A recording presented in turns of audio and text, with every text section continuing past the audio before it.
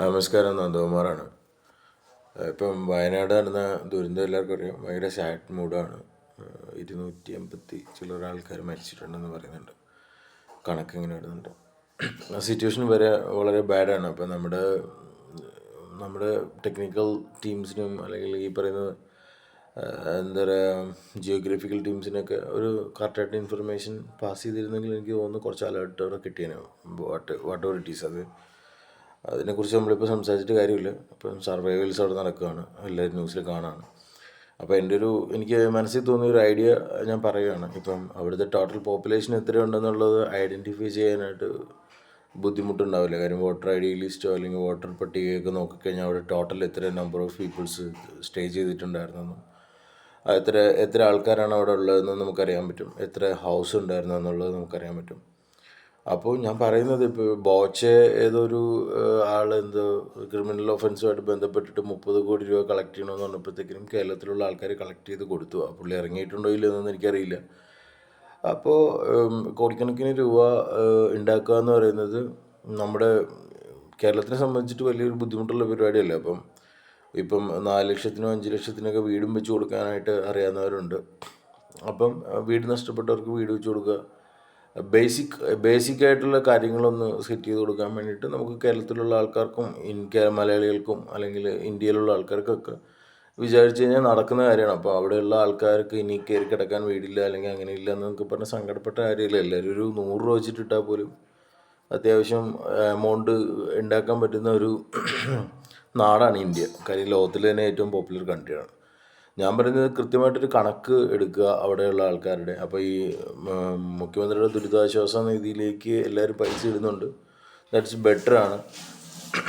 അപ്പോൾ ഇപ്പം ഞാനൊരു വീഡിയോ കണ്ടതിന് പ്രകാരമാണ് ഇട്ടത്. അപ്പം വീഡിയോയിൽ ഒരു പുള്ളി പറയുന്നുണ്ട്, എനിക്ക് എൻ്റെ വീട് നഷ്ടപ്പെട്ടു, എനിക്കൊരു ഓട്ടോറിക്ഷ ഉണ്ടായിരുന്നു നഷ്ടപ്പെട്ടു, എനിക്ക് അങ്ങോട്ട് ഇപ്പോൾ പോകാൻ പറ്റുന്നില്ല, എന്നെ ഒന്ന് കയറ്റി വിടുന്നില്ല, ID കാർഡ് ചോദിക്കാമെന്ന് ചോദിക്കും. ഈ ഒലിച്ചുപോയ ആൾക്കാരുടെ അടുക്ക ID കാർഡ് ചോദിച്ച ആ ഉദ്യോഗസ്ഥനൊക്കെ എന്ത് ബോധം ഉണ്ടെന്നുള്ളതാണ് ഞാൻ മനസ്സിലാക്കുന്നത്. അത് ID കാർഡൊന്നും ചോദിക്കേണ്ട കാര്യമില്ല. കാര്യം വോട്ടർ പട്ടിക നോക്കിക്കഴിഞ്ഞാൽ അതിൻ്റെ അകത്ത് ടോട്ടൽ ലിസ്റ്റ് കിട്ടും. അപ്പോൾ അതിൻ്റെ അകത്ത് ഇപ്പോൾ ക്യാമ്പിലും അവിടെ ഇവിടെയൊക്കെ താമസിക്കുന്ന ആൾക്കാരെ ഐഡൻറ്റിഫൈ ചെയ്യാൻ പറ്റും. എന്നിട്ട് ടോട്ടൽ ഒരു ബഡ്ജറ്റ് ഇടുക. ചൂരന്മലയിലുള്ള എത്ര വീടുകൾ പണിത് കൊടുക്കേണ്ടി വരും, അല്ലെങ്കിൽ അവർക്കൊക്കെ ഒരു ഇനീഷ്യൽ പരിപാടിക്ക് വേണ്ടിയിട്ട് എന്തൊക്കെ ചെയ്യേണ്ടി വരും എന്നുള്ളതിന് ഒരു ടോട്ടൽ ബഡ്ജറ്റ് ഇടുക. എന്നിട്ട് ആ ബഡ്ജറ്റ് വെച്ചിട്ട് നമുക്ക് ടോട്ടൽ ടാർഗറ്റ് വെച്ചിട്ട് ഒരു എമൗണ്ട് അതിൻ്റെ അകത്തേക്ക് മാക്സിമം ആൾക്കാർക്ക് ഇടാം. ഇവിടെ അമ്പലങ്ങളുണ്ട്, പള്ളിയുണ്ട്, അതുപോലെ തന്നെ വൻകിട സ്ഥാപനങ്ങളുണ്ട്. അപ്പം ഓരോരുത്തരുടെ കയ്യിൽ നിന്നും അവനവന് പറ്റുന്ന രീതിയിൽ കൊടുക്കുക. ഇപ്പോൾ അമ്പലത്തിലൊക്കെ എന്ന് പറഞ്ഞിട്ടുണ്ടെങ്കിൽ എനിക്ക് തോന്നുന്നു അമ്പലത്തിലൊക്കെ അധികം ചിലവില്ല, അധികം പണിയില്ല. കുറച്ച് എന്താ പറയുക, പൂവും കുറച്ച് പഴവും അങ്ങനത്തെ, പിന്നെ കുറച്ച് പായസം ഉണ്ടാക്കലും അങ്ങനത്തെ കുറച്ചൊക്കെ പരിപാടിയുടെ ചിലവുകളുള്ളൂ. പിന്നെ അവിടെയുള്ള ആൾക്കാരുടെ സാലറിയൊക്കെയാണ് അവിടെ വരത്തുള്ളൂ. അപ്പോൾ എനിക്ക് തോന്നുന്നു ഇപ്പോൾ ഗുരുവായൂരമ്പലം ആയിക്കോട്ടെ, ബാക്കിയുള്ള അമ്പലങ്ങളായിക്കോട്ടെ, അവിടെയൊക്കെ ഇഷ്ടംപോലെ ആൾക്കാർ ചെല്ലുന്നതാണല്ലോ. അപ്പോൾ ഈ പറയുന്ന പ്രാർത്ഥനയും ദൈവങ്ങളും ഒക്കെ ഉണ്ടെങ്കിൽ ഈ പറയുന്ന ആൾക്കാരുടെ ചിന്തയിലോട്ടൊക്കെ ഓരോ ഇൻഫർമേഷൻസൊക്കെ കൊടുക്കണമായിരുന്നു. ഇതുപോലെ അലേർട്ടൊക്കെ വരിക, ഇങ്ങനെ ഓടി രക്ഷപ്പെടുന്നൊക്കെ പറയേണ്ട ഒരു അലേർട്ടൊക്കെ കൊടുക്കേണ്ടതാണ്. അല്ലാതെ വെറുതെ നമ്മളിപ്പോൾ അമ്പലത്തിനും പള്ളിയിലൊക്കെ പോയി പ്രാർത്ഥിച്ചിട്ട് കാര്യമൊന്നുമില്ലല്ലോ. ഈ കാര്യങ്ങൾക്കൊക്കെ ഇവർക്കൊക്കെ പണിയെടുക്കണ്ടേ, ദൈവങ്ങളൊക്കെ കുറച്ച് പണിയെടുക്കണ്ടേ. അപ്പോൾ ഞാൻ പറഞ്ഞത്, ഒരു കൃത്യമായിട്ടൊരു ബഡ്ജറ്റ് ഉണ്ടാക്കുക. എങ്ങനെ പോയാലും കേരളത്തിലെ ജനങ്ങൾക്ക് ഹാൻഡിൽ ചെയ്യാൻ പറ്റുന്ന ബഡ്ജറ്റ് അത് ഉണ്ടാവുള്ളൂ.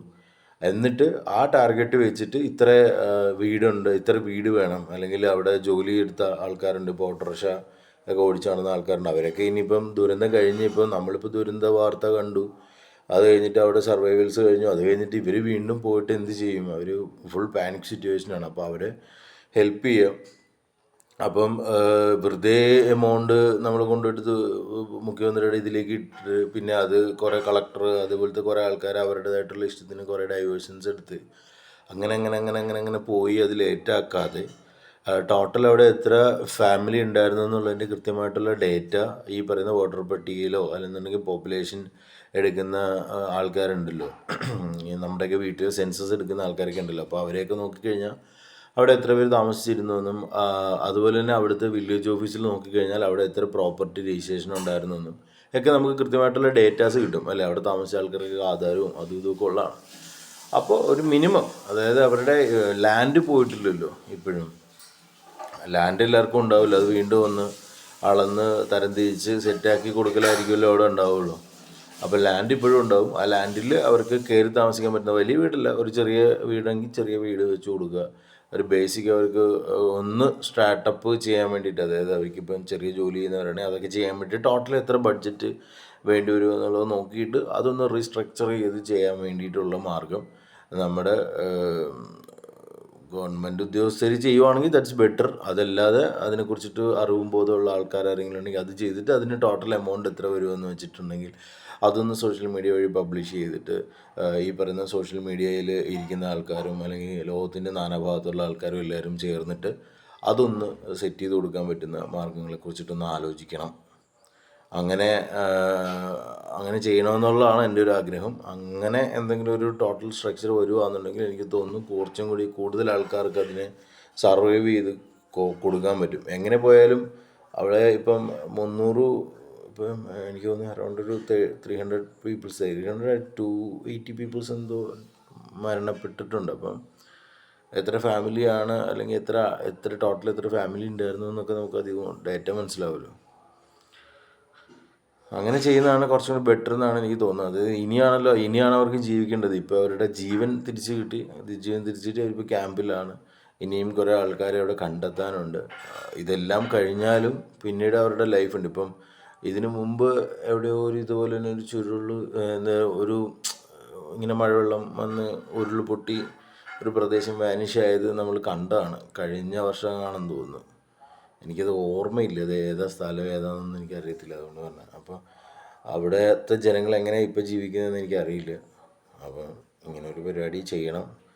അപ്പോൾ അന്നിപ്പം ബോച്ചയ്ക്ക് വേണ്ടിയിട്ട് പൈസ ഹെറ്റ് ചെയ്യാനൊക്കെ വേണ്ടിയിട്ട് കുറേ ആൾക്കാർ ട്രൈ ചെയ്തിരുന്നു. അപ്പോൾ അതേപോലുള്ള ആൾക്കാർ ഇതിലേക്ക് ഒന്ന് കടന്നു വന്നാൽ ഉപകാരമായിരിക്കും എന്ന് തോന്നുന്നു. അപ്പോൾ അങ്ങനത്തെ ഒരു ടോട്ടൽ വീടുകൾ എത്രയുണ്ട്, ടോട്ടൽ ആൾക്കാരവിടെ എത്ര പേരുണ്ടായിരുന്നു, അവരെ ഒന്ന് റീസ്ട്രക്ചർ ചെയ്യാനായിട്ട് എന്താണ് വേണ്ടതെന്ന് ഒരു കൃത്യമായിട്ടുള്ളൊരു ഡേറ്റ ഒന്ന് അനൗൺസ് ചെയ്യണമെന്നുള്ളതാണ് എൻ്റെ ഒരു അഭിപ്രായം. Thank you. പറ്റുന്ന പോലെ എല്ലാവരും നമുക്ക് വന്നിട്ട് ദുരിതാശ്വാസ ഇതിലേക്ക് ഫണ്ട് കൊടുക്കുക. എന്നിട്ട് അതിന് കൃത്യമായിട്ടുള്ള കണക്കും ഡേറ്റാസും ഒക്കെ വളരെ ഓർഗാനിക്കായിട്ട് സുതാര്യമായിട്ട് നോക്കുക. Thank you.